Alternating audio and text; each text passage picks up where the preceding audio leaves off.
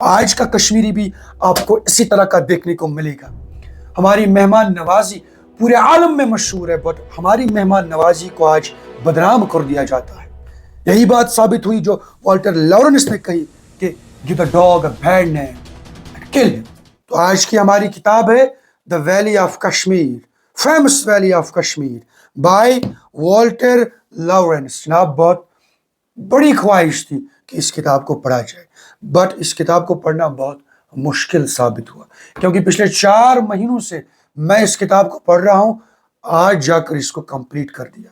اور اس کے اندر بعض چیپٹرز ایسے ہیں جن پر ہم سرسری طور پر چلے گئے، وہاں پر ہمیں ضرورت محسوس نہیں ہوئی کہ اس کو ورڈ بائی ورڈ پڑھنے کی۔ بٹ اگر آپ نوجوان ہیں، اگر آپ کشمیر کی تاریخ جاننا چاہتے ہیں، یہ بیسک سورس ہے اس کے لیے۔ اور اس کے اندر جس انداز سے بات کر دی گئی ہے، جس اسلوب کے ساتھ بات کر دی گئی ہے، آئی تھنک دیٹس یونیک۔ اس طرح کا ماسٹر پیس آج کل کے دور میں پروڈیوس کرنا آئی تھنک ایک کار درد والا معاملہ ہے۔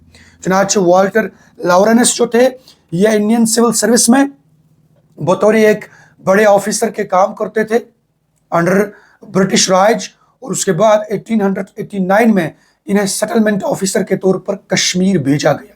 یہاں پر یہ قریب 5-6 سال رہے اور بہت قریب سے لوگوں کا مشاہدہ کیا، لوگوں کے ساتھ اپنی قربت بھی بڑھائی، لوگوں کے حال احوال جانے، اور اس کے بعد ایک ایسا تحقیقی کام ہمارے سامنے پیش کر دیا جس سے ہم دا ویلی آف کشمیر کے نام سے جانتے ہیں۔ اس کی اتھینٹسٹی مجھے لگتا ہے کمال کی ہے، دیٹ از بیکاز اس میں فرسٹ ہینڈ ذرائع سے انفارمیشن حاصل کر دی گئی ہے۔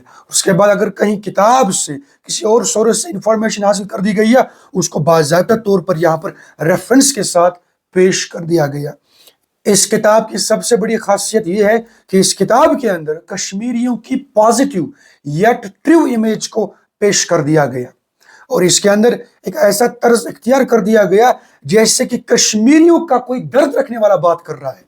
ادروائز ہی واز اے برٹشر، ایسا نہیں لگ رہا ہے کہ کوئی باہر کا بندہ آ رہا ہے جو سپیریئر ہے یہاں کے لوگوں سے اور وہ نریٹ کر رہا ہے یہاں کے حالات و واقعات۔ نہیں، اس لیے کہتے ہیں کہ والٹر لاورنس کشمیریوں کے بہت چہیتے تھے، انہوں نے کشمیریوں کا پیار پا لیا تھا، دیٹس بیکاز کہ یہ کشمیریوں کے ساتھ بہت گل مل ہو گئی، جس کی مثالیں ہمیں اس کتاب کے اندر دیکھنے کو ملتی ہیں۔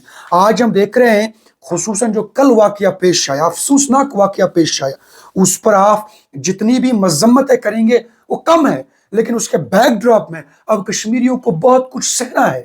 حالانکہ کشمیریوں کا اس کے ساتھ کوئی تعلق نہیں ہے، تھک گئے کشمیری اس واقعے کی مذمت کرتے کرتے، لیکن نہیں، یہاں پر اس ایک بات کو بیان کر دیا گیا ہے جس کو آج ہم سچ ثابت ہوتا ہوا دیکھ رہے ہیں کہ give the dog a bad name and kill him۔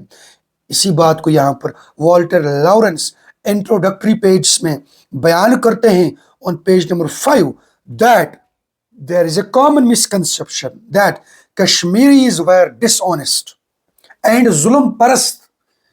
It is the old tale of giving a dog a bad name, and I must confess that during my first year's work in the valley, I shared these views.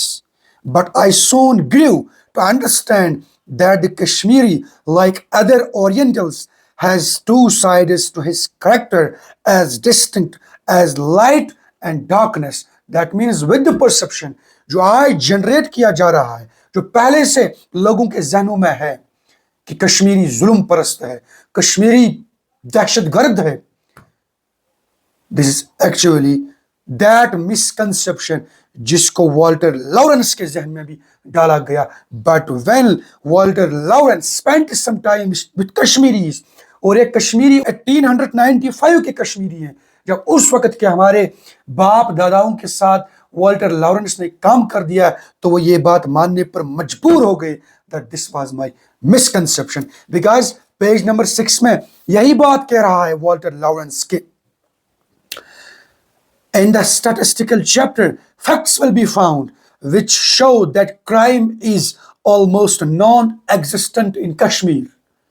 Crimes of dishonesty may be said to be absolutely non-existent among the peasants. Property is entirely safe, and during the 6 years which I spent in the village, I have never heard of crimes of theft or burglary being committed by anyone. आज का कश्मीरी भी आपको इसी तरह का देखने को मिलेगा.